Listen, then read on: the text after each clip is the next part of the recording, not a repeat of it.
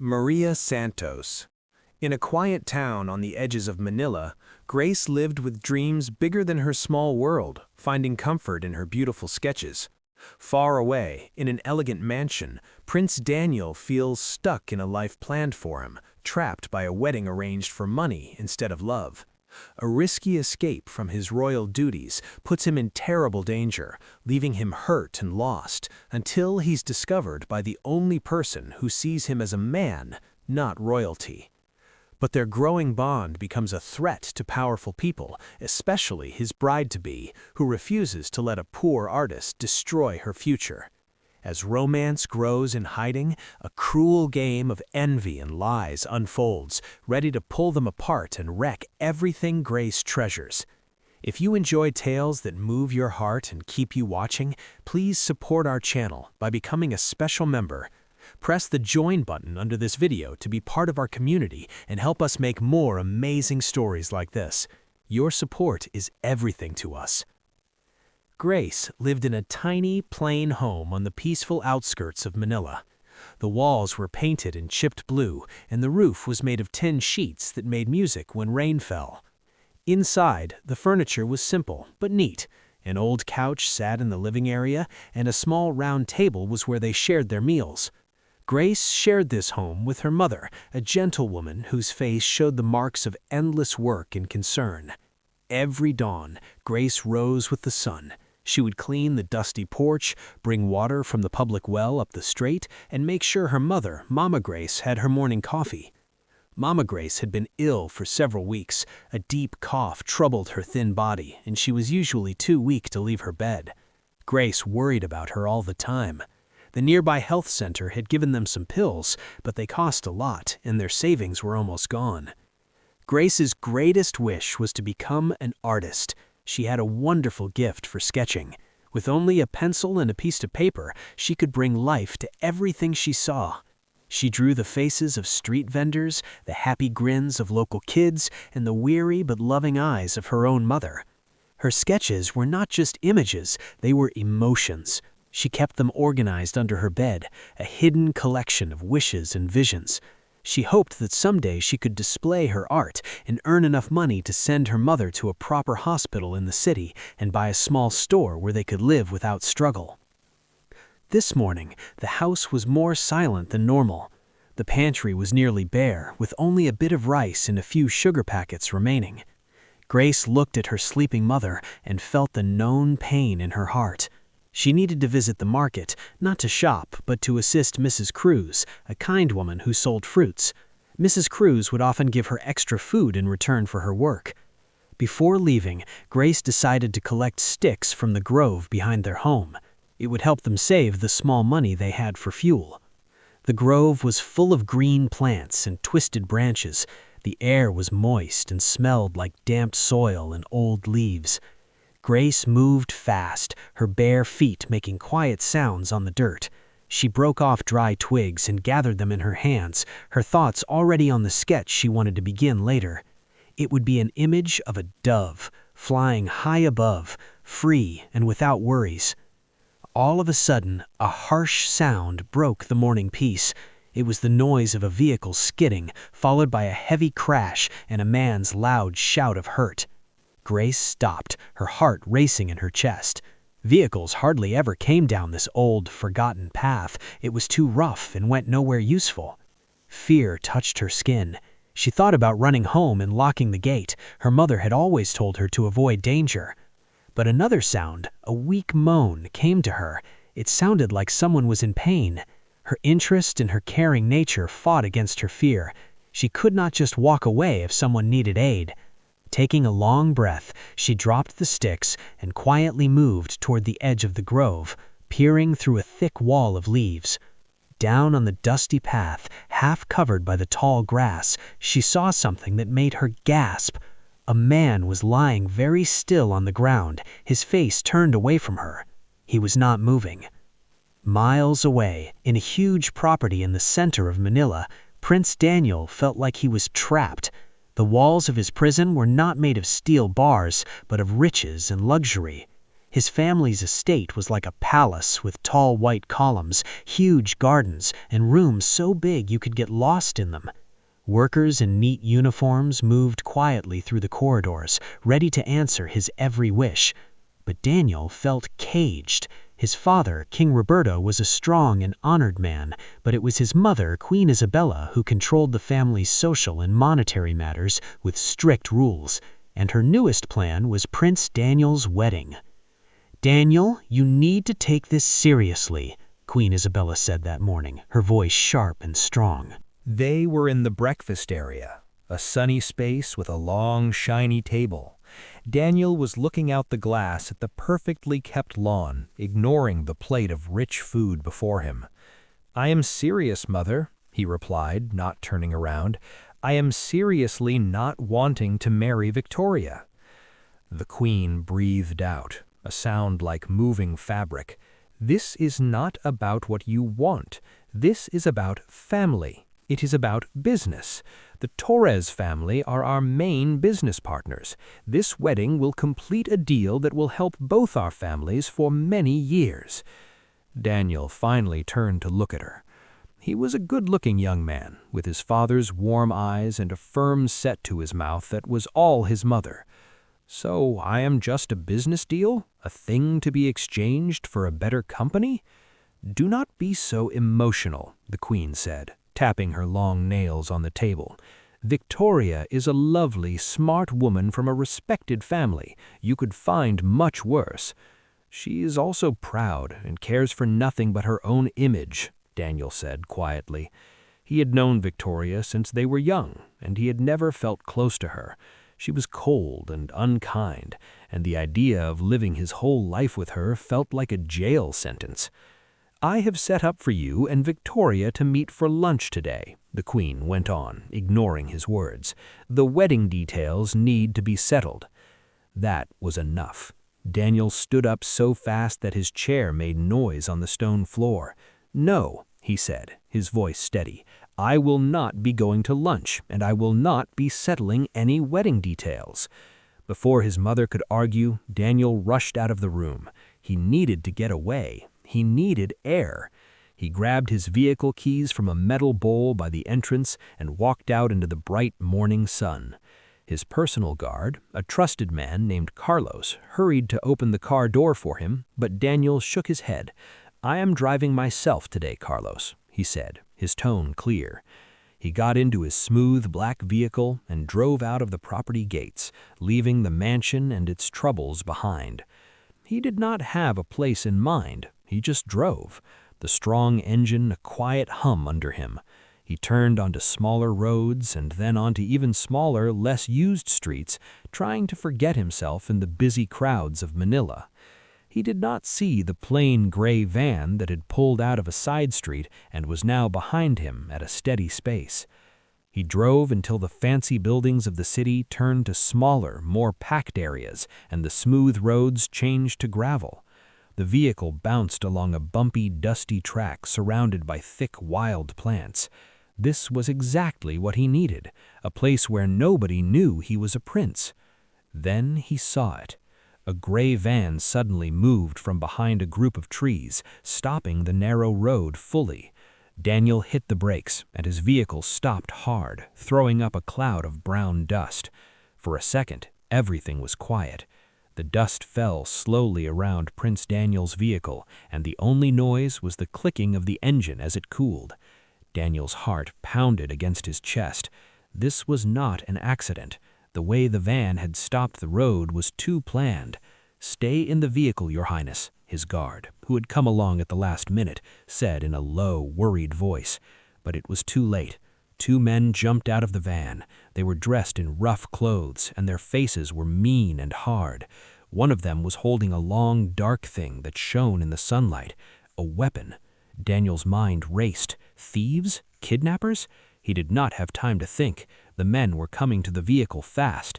"Drive!" Daniel shouted at his guard. "Go past them!"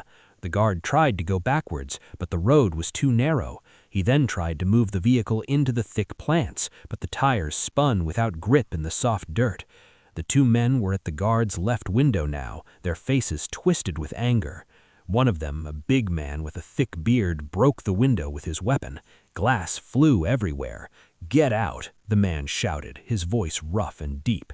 The guard, a brave man who had worked for the royal family for many years, tried to protect the prince. He pushed his door open, trying to push the attacker away, but the second man, who was younger and faster, moved in.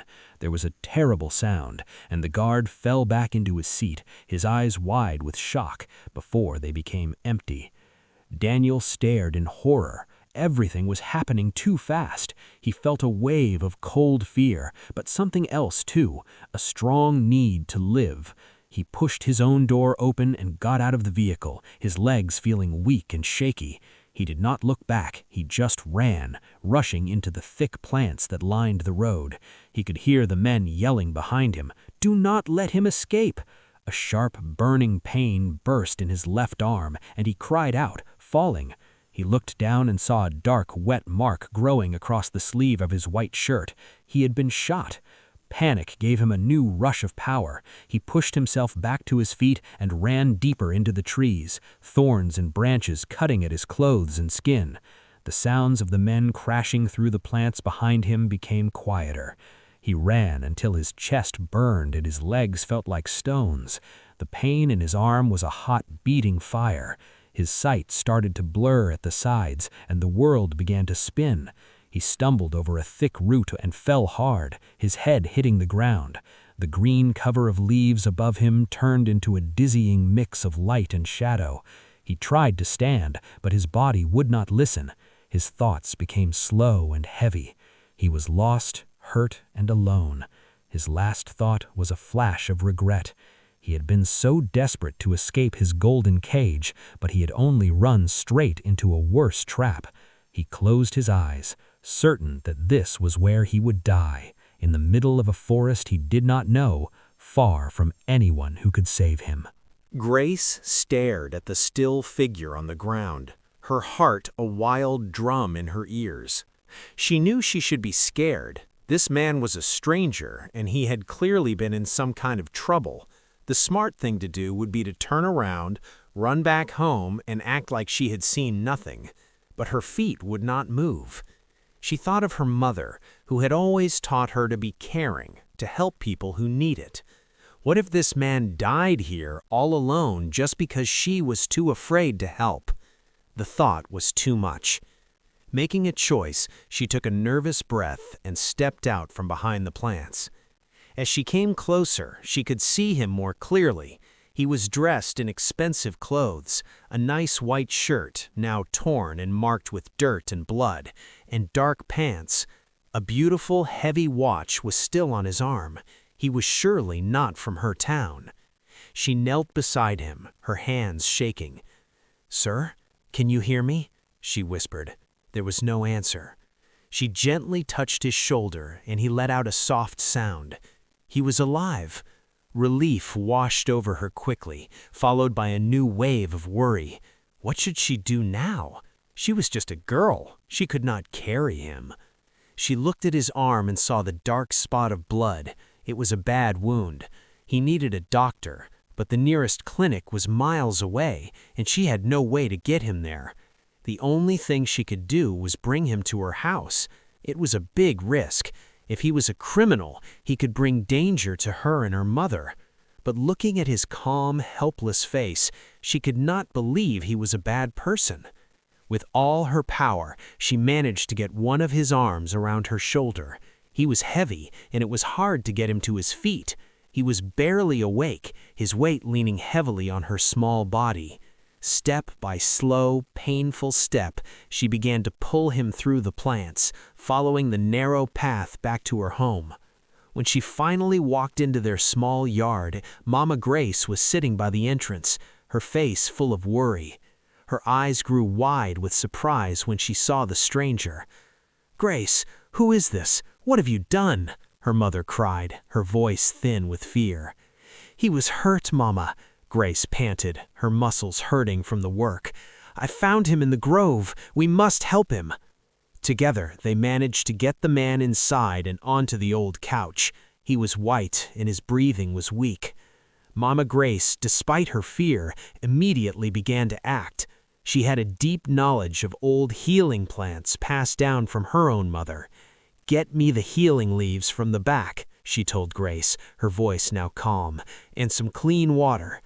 As Grace rushed to do as she was told, Mama Grace looked at the stranger with concerned eyes. He was clearly a man of money and importance. Men like him did not just appear in their small town. His presence felt like a storm cloud coming over their simple home. "This is a great danger you have brought upon us, my child," she whispered to herself as she began to clean the man's wound. "I pray the Lord protects us from whatever trouble follows him." Grace returned with the leaves and water, and together mother and daughter began the quiet, secret work of saving the stranger's life, not knowing that they had just invited a prince into their home. For the next few days, the small house became a secret hospital. Grace and her mother worked hard to care for the stranger. Mama Grace crushed the healing leaves into a green paste and carefully put it on his wound to stop the bleeding and fight off infection. Grace kept a cool, wet cloth on his head to bring down his fever, and she carefully fed soup and water into his mouth whenever he was awake enough to drink. They kept him hidden in Grace's small bedroom, away from the windows. The fear of being found was a constant weight in the air. Their town was small, and news traveled fast. A curious neighbor or a passing friend could easily discover their secret. "We must be careful, Grace," her mother warned every morning. "No one can know he is here." Grace nodded, her face serious. She took on the job of being the family's only link to the outside world. She went to the market for Mrs. Cruz, her basket filled with more questions than fruits. She listened carefully to the talk of the market women, hoping to hear something about a missing man or an incident on the old road. But there was nothing. It was as if the man on their couch had appeared from nowhere. The stranger, whom they had started calling Daniel after a name he had said in his fevered sleep, drifted in and out of sleep. In his clearer moments, his eyes would follow Grace as she moved around the room. He did not speak much, but there was a deep thankfulness in his look that she could feel. One afternoon, while her mother was resting, Grace sat by his bedside, drawing in her notebook. She was sketching his face from memory, trying to capture the strong line of his jaw and the gentle curve of his mouth. He moved, and his eyes opened clear and focused for the first time. "What are you doing?" he asked, his voice weak but steady. Grace jumped, startled. She quickly hid her sketchbook. "Nothing, just drawing." He tried to sit up, wincing in pain. "My arm, what happened?"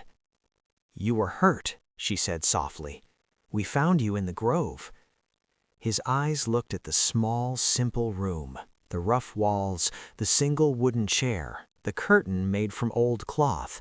It was a world away from his mansion. He looked back at Grace, at her kind, worried face. "Thank you," he whispered. "You saved my life." He noticed the sketchbook showing from under her arm. "Can I see?" he asked. Slowly, Grace showed him the drawing. He stared at the picture of himself, amazed. Even in its unfinished state, the likeness was perfect. She had captured an expression on his face that he barely knew himself, a look of calm. "You are very talented," he said, his voice filled with real wonder. Grace blushed, a warm feeling growing through her chest. No one had ever called her talented before.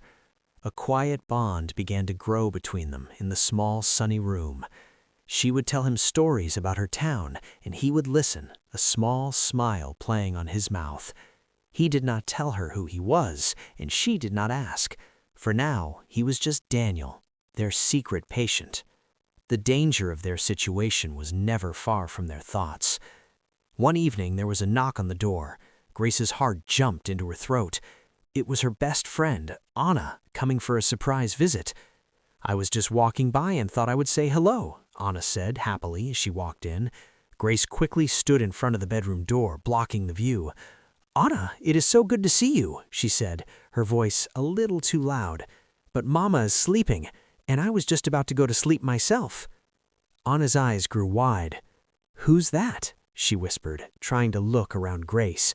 Grace's secret was hanging by a thread. The grand halls of the royal estate filled with a tense, worried silence. It had been 3 days since the Prince Daniel had driven off, and there was still no news from him. King Roberto sat in his study, his face a mask of dark concern, while he spoke on the phone with the Manila police commissioner. The news was not good. They had found the prince's vehicle, left on a deserted road on the city's edges. The guard, Carlos, was found dead inside, but of Prince Daniel, there was no sign. The police thought it was a kidnapping, but no demand for money had been made. Queen Isabella walked the length of the grand living room, her silk dress moving with every worried step. Her son was missing, and she felt completely helpless. Princess Sophia, Daniel's younger sister, sat quietly on a sofa, her eyes red from crying. The heavy front doors opened, and Victoria and her mother, Mrs. Torres, walked into the room. They were dressed in expensive, fancy clothes, and their faces showed more annoyance than concern. "Your Majesty," Mrs. Torres said, speaking to the Queen with a polite but cool nod. "We came as soon as we heard. Is there any news?" "Nothing," Queen Isabella replied, her voice shaking slightly. "They found the vehicle, but not Daniel." Victoria breathed out loudly and sat down, crossing her long legs. "Well, this is just terrible timing. The board meeting for the merger is next week. What are we supposed to tell everyone?" Princess Sophia looked up, her eyes flashing with anger. "Is that all you can think about? Your business deal? My brother is missing." "Of course I'm concerned, Sophia," Victoria said without care. "But we must be practical. A lot of money is at stake." Queen Isabella shot Victoria a look of pure ice. For the first time, she saw a flash of the cold, selfish nature that her son had always complained about, but she pushed the thought away. Right now, all that mattered was finding Daniel. The royal guards were sent out to search the area where the vehicle was found. The police promised to do everything they could, but the trail was cold. The attackers had left no clues and no witnesses. The hours stretched into days, each one filled with a growing sense of dread. The royal family, for all their money and power, could do nothing but wait and pray. Late one night, as the mansion was finally quiet, Victoria stood on her balcony, her phone pressed to her ear. Her voice was a low, angry whisper. "This was not supposed to happen," she said sharply into the phone. "The plan was to scare him, not to make him disappear. What if he is dead?" She listened for a moment, her painted mouth tightening into a thin line. "I don't care what you have to do. The merger depends on this wedding. If the prince is gone, I need a new plan, and I need it now." She ended the call and stared out into the darkness, her beautiful face a mask of cold determination. She would not let a missing prince or anyone else stand in the way of what she wanted. Slowly, day by day, Daniel began to get better. The fever went away, and the pain in his arm became less. He started spending more time awake, sitting on the edge of the bed in Grace's small room, watching her as she worked. He was still careful, telling them only that his name was Daniel and that he worked for a company in the city. He did not want them to know he was a prince, fearing it would only bring them more danger. He learned their names, Grace and Mama Grace. He saw the way Grace cared for her mother, the gentle way she helped her eat, and the soft song she would hum to help her sleep. He saw her kindness, her strength, and her quiet bravery. It was a world away from the fake politeness and hidden plans of the people in his own life. One afternoon, he felt strong enough to walk a little. He followed Grace out into the small yard behind the house. The sun was warm on his skin, and the air was filled with the sweet smell of flowers. He watched as she sat under a large guava tree, her pencil and paper in hand. "What are you drawing today?" he asked, his voice still a little rough. She smiled and showed him her sketchbook. It was a picture of the town children playing with a worn ball. She had captured their joy and energy perfectly. "This is amazing, Grace," he said, truly impressed. "You have a real gift." She looked down, her cheeks flushing with pleasure. "It is just something I do. It helps me dream." "What do you dream of?" he asked gently. She paused. then looked at him with her large and honest eyes. "I dream of a life where my mother is healthy, and we do not have to worry about where our next meal will come from. I dream of opening a small art shop in the city where I can sell my drawings." Daniel listened, touched by the simplicity and purity of her dreams. He thought of his own life, filled with things he did not want: a title, a forced marriage, a future planned out for him. For the first time, he felt a touch of envy for her simple, honest wishes. He spent the rest of the afternoon talking with her, learning about her life, her hopes, and her worries. He found himself opening up to her in a way he never had with anyone else. He told her about feeling trapped, about the pressure to be someone he was not. He did not mention being a prince, but he shared the weight of the crown without naming it. Grace listened with a quiet understanding that soothed his troubled spirit. She did not offer advice or judgment. She just listened, and in her eyes he saw a deep well of care. As the sun began to set, casting long shadows across the yard, a comfortable silence fell between them. He felt a powerful connection to this girl who had saved his life, a connection that went deeper than just thankfulness. She turned to him, her expression serious. "Daniel," she began, "I need to ask you something. Who are you really? Where are you from?" The question hung in the air between them. He looked into her trusting eyes and knew he could not lie to her any more. But telling her the truth felt like a risk he was not sure he was ready to take. Daniel looked at Grace, his heart torn. He wanted to tell her everything, but the memory of the attack was still fresh in his mind. The men who had come after him were dangerous. If they found out he was here, they would not think twice about harming Grace and her mother to get to him. "It is complicated," he said, finally, his voice low. Grace did not push him. She just nodded, her expression understanding. "It's okay," she said. "You can tell me when you are ready." Later that evening, while Grace was in the kitchen helping her mother, Daniel felt restless. He stood up and walked around her small room, his eyes falling on the stack of papers under her bed. It was her sketchbook. He knew he shouldn't, but his curiosity got the better of him. He knelt and gently pulled it out. He looked through the pages, his wonder for her talent growing with each drawing. She had a way of capturing the soul of her subjects. Then he came to a page that made him stop. It was a picture of him drawn with amazing detail. She had sketched it while he was sick and unconscious. His eyes were closed, his face relaxed. He looked peaceful. It was a side of himself he rarely saw. He stared at the drawing, a wave of emotion washing over him. This girl who had nothing had taken him in, cared for him, and seen something in him that no one else had. She had seen the man, not the prince. In that moment, he knew he had to trust her. He could not keep his identity a secret from her any longer. When she came back into the room, he was still holding the sketchbook. "This is beautiful," he said, his voice thick with emotion. Grace smiled shyly. "I hope you don't mind. I wanted to remember the face of the man my mother and I saved." "My name is not just Daniel," he said, taking a deep breath. "My full name is Daniel Roberto. I am the prince." Grace's eyes grew wide, and she took a small step back. Mama Grace, who had followed her into the room, let out a soft gasp and dropped the bowl she was holding.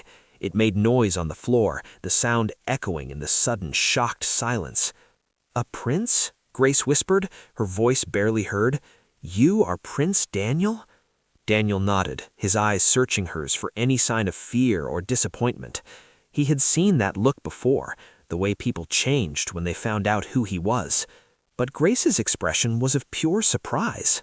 Before either of them could say another word, the curtain that served as their front door was pushed aside, and Anna burst in, her face flushed with excitement. "Grace, you will not believe the news," she exclaimed. Then she stopped, her eyes landing on Daniel. Her jaw dropped. She pointed a shaking finger at him.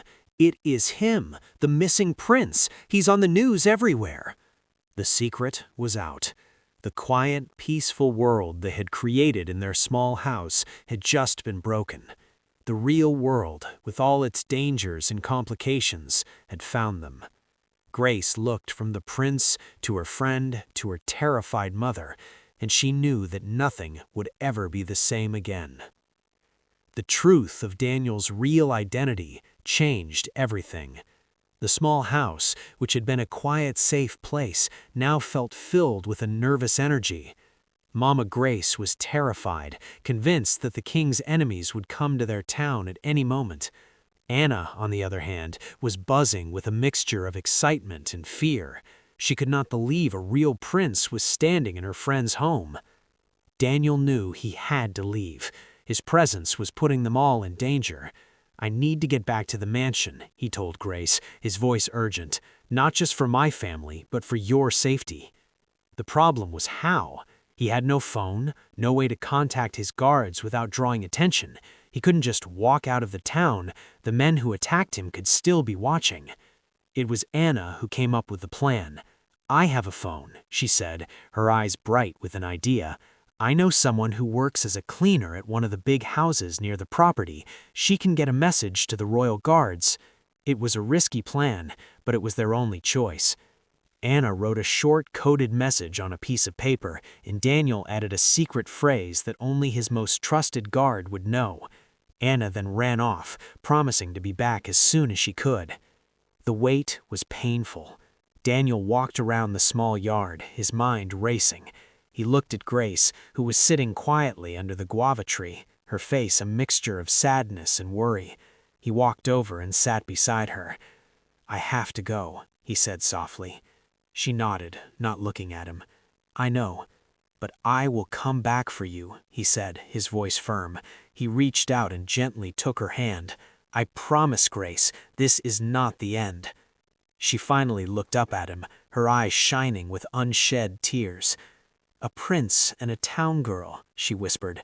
"It sounds like a story that does not have a happy ending." "We will write our own ending," he replied, his grip on her hand tightening. A few hours later, as darkness began to fall, Anna returned, breathless but happy. The message had been sent. A vehicle would be waiting on the main road at midnight, away from the watching eyes of the town. The goodbye was quiet and emotional. Mama Grace gave him a small bag of healing plants for the road. Anna gave him a shy, respectful nod, and Grace just looked at him, her heart in her eyes. He wanted to say so much more, but there was no time. He pulled her into a quick, tight hug. "I will be back," he whispered into her hair, and then he was gone, disappearing into the darkness. He made his way to the main road, his heart heavy. A dark, unmarked vehicle was waiting, just as promised. He got in, and the vehicle sped off towards the city. As they came near the grand gates of the royal property, they slowed down, and the gates opened silently to let them in. Daniel stepped out of the vehicle and into the familiar, perfect world of the mansion. The relief of being home was huge, but it was shadowed by a feeling of unease. Standing on the grand steps waiting for him was Victoria. Her arms crossed, and her perfectly made-up face was a mask of cool annoyance. "Well, look what came back," she said, her voice filled with sarcasm. "We were all so worried about you." Daniel's return to the mansion was met with a flood of relief and emotion. Queen Isabella cried as she hugged him, her normal calm breaking. King Roberto placed a steady hand on his son's shoulder, his eyes filled with a quiet, deep thankfulness. Princess Sophia held on to him, refusing to let go. For the first few days, the mansion was a whirlwind of activity. Doctors checked his wound, police officers asked him questions, and concerned relatives came to pay their respects. Through it all, Daniel's mind was elsewhere. He thought constantly of Grace, of her kindness, her strength, and the promise he had made to her. Victoria was a constant presence by his side, playing the role of the devoted bride perfectly. She fussed over him, brought him his meals, and spoke to reporters about their scary experience. To everyone else, she looked like the perfect future queen, but Daniel saw the impatience in her eyes and the cold planning behind her smiles. A week after his return, the family gathered for a formal dinner to celebrate his recovery. The dining hall was sparkling with crystal and silver. The queen, back to her regal self, steered the conversation towards the future. "Now that you are safe, Daniel," she said, her voice crisp, "we can finally move forward with the wedding plans. Victoria and her family have been so patient." Victoria, who was seated next to Daniel, placed a delicate hand on his arm. "Oh, there's no rush, Your Majesty. All that matters is that Daniel is back with us." Daniel knew he could not put it off any longer. He took a deep breath and gently removed Victoria's hand from his arm. "Mother, father," he began, his voice clear and firm. "I cannot marry Victoria," he said, looking directly at his parents. A shocked gasp went around the table. Victoria's face turned white and her smile vanished. The Queen's eyes narrowed. "What is the meaning of this, Daniel?" "I am in love with someone else," he continued, his voice getting stronger. "Her name is Grace. She's the woman who saved my life." He told them everything about the attack, about being wounded and lost, and about how Grace and her mother had taken him in and cared for him without knowing who he was. He spoke of her kindness, her strength, and her amazing talent. When he finished, the silence in the room was heavy and choking. It was the Queen who broke it. "A town girl," she said, her voice dripping with disgust. "An unknown artist from the slums? You want to throw away a lifetime of planning for some poor person who saw her chance to trap a prince." "She's not like that," Daniel insisted, his anger rising. The king, who had been listening quietly, finally spoke. "Son, I'm grateful to this young woman for saving your life, but your mother has a point. Our family has responsibilities. This marriage to Victoria is one of them." "I will not sacrifice my happiness for a business deal," Daniel said, standing up. Victoria, who had been sitting in stunned silence, finally found her voice. "So this is how you repay my loyalty?" she cried, her voice shaking with rage. "You choose some slum girl over me?" She threw her napkin on the table and rushed out of the room. "Daniel, you are forbidden from seeing this girl again," the Queen commanded, her face like stone. This discussion is over. Daniel looked at his mother, then at his father, his heart sinking. He had known this would be difficult, but he had not expected such a cold, firm wall of opposition. He had found the love of his life, but his own family was now his biggest obstacle. Victoria's rage was a cold, sharp thing. She had spent her entire life preparing to be a princess, to be the future queen. The marriage to Prince Daniel was not just a desire, it was her destiny, the base upon which her family's ambitions were built, and she would not let some nameless poor girl from a town take it away from her. She drove back to her family's fancy mansion in a fury, her mind racing. Crying and begging would get her nowhere with Daniel or the royal family. She needed a more permanent solution. She needed Grace to disappear. She went to her room and made a phone call. The man who answered had a voice that was low and dangerous. It was Mr. Santos, a shady businessman who moved in the city's dark world. He was the one who had set up the first attack on Daniel for a business rival who wanted to mess up the merger. Victoria knew he was ruthless and careful. "I have a job for you," she said, her voice as cold as ice. "It involves a girl. I want her gone permanently." Mr. Santos listened, a slow smile spreading across his face. He saw an opportunity when he saw one. "That can be set up," he said smoothly, "but it will be expensive." "Money is not a problem," Victoria replied. "Just get it done and make sure there is no trace leading back to me." She sent him a picture of Grace and the location of her town. Mr. Santos, in turn, contacted his two best thugs, Marco and Luis. They were the same men who had messed up the first job, and they were eager for a chance to fix themselves and earn a big payday. "The boss wants this handled quietly," Mr. Santos told them, sliding a thick envelope of cash across the table in a dimly lit bar. "Find the girl, take her to the old warehouse by the docks, wait for further instructions." The next day, Marco and Luis drove their unmarked van to the outskirts of Manila. They parked near the busy market and began asking questions. They were careful, pretending to be distant relatives looking for a long-lost cousin. They showed Grace's picture to the market women, their rough appearances making people nervous. "Have you seen this girl?" Marco asked a woman selling vegetables, his voice a low growl. The woman shook her head, her eyes wide with fear. "No, I have never seen her before." They moved through the market, their presence casting a dark shadow over the bright, noisy atmosphere. A few people recognized Grace's face, but were too afraid to say anything.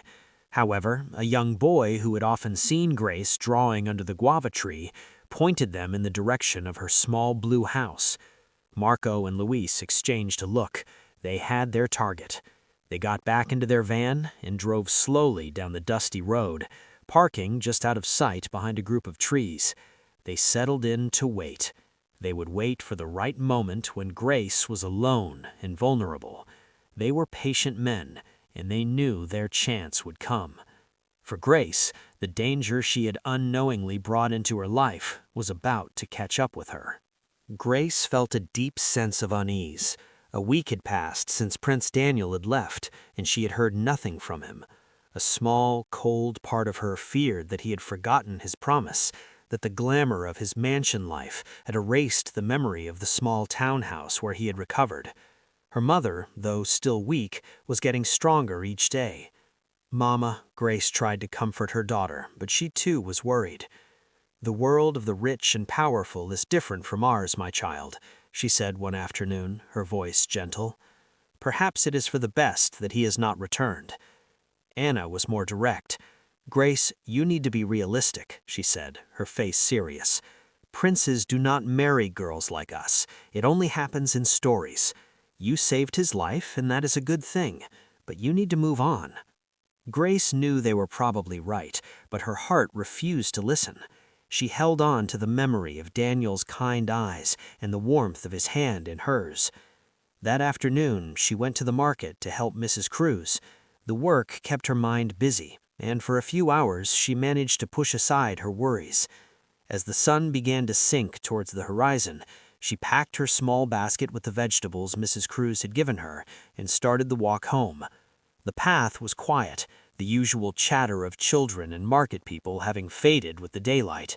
The air was getting cool, and the shadows of the trees stretched long and dark across the dusty road. Grace walked quickly, a strange feeling of being watched prickling the back of her neck. She told herself it was just her imagination, but she could not shake the feeling of dread. She was just a few hundred yards from her house when the gray van pulled up beside her, its tires crunching on the dirt. Before she could even scream, two men jumped out. It was Marco and Luis. One clamped a rough hand over her mouth, while the other grabbed her arms, lifting her off the feet as if she weighed nothing. She struggled, kicking and twisting, but they were too strong. They threw her into the back of the van, the door slamming shut with a loud bang, plunging her into darkness. She felt a rough cloth being tied over her eyes and ropes biting into her wrists and ankles. The van lurched forward, and she was thrown against the cold metal floor. Tears streamed from her eyes, hot and silent. Who were these men? What did they want with her? The only thought that echoed in her terrified mind was Daniel's name. This had to be because of him. Back at the small blue house, Mama Grace and Anna were starting to worry. The sun had set, and there was still no sign of Grace. It was not like her to be late. "Something is wrong," Mama Grace said, her voice trembling. "I can feel it." Anna tried to be strong, but she was scared too. She remembered the rough-looking men who had been asking about Grace at the market. "I will go look for her," she said, trying to keep the panic out of her voice. But as she stepped out into the dark, empty road, a terrible feeling of dread washed over her. The quiet town suddenly felt threatening and dangerous. Grace was gone. Prince Daniel was growing frantic. Every attempt to leave the mansion or contact Grace was stopped by his mother. She had doubled his security, and his personal guards followed him everywhere, their faces polite but firm. He felt like he was back in his cage, only this time the bars felt colder and harder. He tried to reason with his mother, but she was immovable. "You will forget about this girl, Daniel," she told him, her voice like ice. "You are a prince, and you will do your duty." Finally, after 2 days of being a prisoner in his own home, Daniel could not take it anymore. He found a moment when his guards were distracted and slipped out through a service entrance in the back of the mansion. He took one of the less noticeable vehicles from the garage and drove himself, speeding through the Manila traffic, his heart pounding with a desperate urgency. When he arrived at Grace's town, his worst fears were confirmed. The small blue house was filled with a heavy, sad silence. He found Mama Grace sitting on the floor, her body rocking back and forth in grief, while Anna tried to comfort her, her own face wet with tears. "She is gone," Mama Grace cried when she saw him. "They took my daughter." Anna quickly filled him in. She told him about the 2 rough men at the market, how Grace had never returned home, and how they had found her basket turned over on the side of the road. A cold, hard anger settled in Daniel's chest. This was his fault. His enemies had found her. He immediately called the police commissioner himself, his voice sharp with royal authority. "The girl who saved my life has been kidnapped," he said, his tone leaving no room for argument. "I want every available officer on this case now." The police, who had been slow to act before, now sprang into action. Daniel, however, was not content to wait.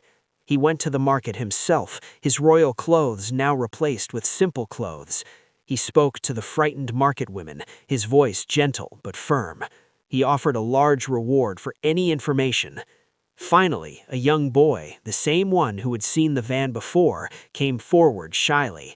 He had been playing in the plants and had seen the van parked on the road. He had been close enough to see part of the license plate. It was the break they needed. Daniel relayed the information to the police, who immediately began a search of their database. Within an hour, they had a match. The van was registered to a small import-export company owned by a man with a shady reputation. Mr. Santos, the company's address, was an old abandoned warehouse down by the city's docks. Daniel's blood ran cold. He knew that area. It was a dangerous, lawless part of the city. Grace was there, in the hands of ruthless men. "We have to go now," he told the police inspector. "We will, Your Highness," the inspector said, his face dark. "But we must be careful. If they know we are coming, they might harm her. We need a plan." Daniel nodded, his fists clenched at his sides. He would get Grace back, and he would make the people who had taken her pay for what they had done. The warehouse was a large, decaying building near the Manila docks, its windows dark and broken like empty eyes. The air smelled of salt, rust, and decay. Inside, in a single pool of light from a bare bulb, Grace was tied to a chair, her eyes wide with terror, but her chin was held high. Marco and Louis walked around her, their faces dark. They were waiting for the final call from Mr. Santos. Standing in the shadows was Victoria, her arms crossed, her beautiful face twisted into an ugly sneer. She had insisted on being there. She wanted to see the look on Grace's face when she realized her fairy tale was over. "You really thought you could win, didn't you?" Victoria taunted, stepping into the light. "You thought a prince would choose a nobody like you over me?" Grace stared at her, her heart sinking. So this was who was behind it all, the prince's bride. Outside, the police, led by Daniel, had surrounded the warehouse. They moved silently, taking up positions in the darkness. "We'll create a diversion at the main entrance," the inspector whispered to Daniel. "That should draw most of them out. It will give you a chance to get in through the back and find her." Daniel nodded, his heart pounding. He was armed with the small pistol the inspector had given him, though he prayed he would not have to use it. On the inspector's signal, 2 police vehicles roared toward the front of the warehouse, their sirens blaring and lights flashing. As expected, Marco and Louis, startled by the sudden noise, ran to the front, guns in hand. "What is going on?" Marco yelled. That was Daniel's chance. He slipped through a broken window at the back of the building and moved silently through the dark, huge space. He saw the single light and the figures gathered beneath it. His eyes found Grace, and a wave of fierce, protective anger surged through him. He crept closer, staying in the shadows. He saw Victoria, and for a moment he was frozen with shock and disbelief. He had known she was selfish, but he had never imagined she was capable of such evil. He waited for his moment. As Victoria turned her back to gloat at Grace, Daniel lunged forward. He grabbed Victoria, pulling her back into the shadows and clamping a hand over her mouth before she could scream. "It's over, Victoria," he whispered, his voice cold and hard. At the same time, the police burst through the front doors. "Police! Drop your weapons!" Marco and Louis, caught by surprise, were quickly overpowered and arrested. Mr. Santos was found hiding behind a stack of crates. The police inspector saw Daniel with Victoria and quickly took her into custody. Daniel rushed to Grace's side, his hands shaking as he untied her. "Grace, are you all right?" he asked, his voice filled with worry as he untied her. She fell into his arms, sobbing with relief. He held her tight, stroking her hair. "It's okay," he whispered. "You are safe now." As the police led a struggling and screaming Victoria away, she shot a look of pure hatred at Daniel and Grace. "You will regret this, Daniel. You will regret choosing a slum girl over me. I will make you pay." Her voice echoed through the empty warehouse before being cut off by the slamming of the police van's door. The drive back to the mansion was a blur for Grace.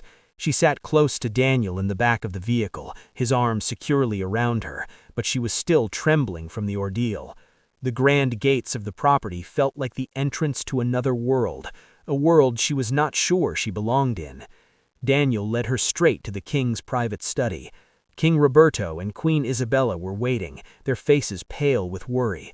Princess Sophia rushed forward and hugged Grace, her eyes filled with tears of relief. "Thank God you were safe," Sophia whispered. Queen Isabella, however, remained seated, her expression cold and unreadable. She looked at Grace's simple clothes and tired face with a look of disapproval. The police inspector explained everything: the kidnapping, Victoria's involvement, and the arrest of Mr. Santos and his thugs. The queen listened in stunned silence, her face growing paler with each word. The idea that Victoria, the girl she had chosen for her son, was a criminal was almost too much to understand. When the inspector had left, a heavy silence filled the room. "I told you, Mother," Daniel said, his voice quiet but firm. "Grace is a good person. Victoria is the one who brought danger to this family." The queen looked from her son to the quiet, frightened girl standing beside him. She was about to speak, to insist that this changed nothing, but the king held up a hand. "That's enough, Isabella," he said, his voice full of a quiet authority she rarely heard. He stood up and walked over to Grace. He looked at her not as a king looking at a commoner, but as a father looking at a young woman who had saved his son. "Grace," he said, his voice surprisingly gentle, "you have shown more courage and character than many people I have known in my life. You saved my son, not once, but twice. This family owes you a debt we can never fully repay." He turned to his wife. "Isabella, true royalty is not about wealth or bloodlines. It is about honor, kindness, and strength of character. Grace has proven she has all of those things in great amounts." He then looked at Daniel, a small smile touching his mouth. "The business deal with the Torres family is ended, and so is the engagement." He paused, letting his words sink in. "There will be a royal wedding in this mansion, but it will be the one my son truly wants." Tears welled up in Queen Isabella's eyes. She looked at her son, at the genuine happiness on his face as he looked at Grace. She saw the relief in Sophia's eyes, and in that moment, the years of rigid planning and social ambition fell away. She saw not a town girl, but the woman who made her son happy and had saved him from certain death. She stood up and walked over to Grace. She took the young girl's trembling hands in her own. "Welcome to the family, my dear," she said, her voice soft with a new, unfamiliar warmth. Grace looked at the queen, then at the king, and finally at Daniel, whose smile was as bright as the morning sun. Tears of joy streamed down her face. Her impossible dream, the one she had barely dared to whisper to herself, was coming true. The royal wedding was the grandest event Manila had seen in years. The mansion was decorated with thousands of white roses and sparkling gold ribbons. Guests from all over the world, dressed in their finest clothes, filled the grand ballroom. But for Grace, the most important guests were her mother and her best friend, Anna, who sat in the front row, their faces shining with pride and disbelief. Grace stood in front of a tall mirror, looking at her reflection.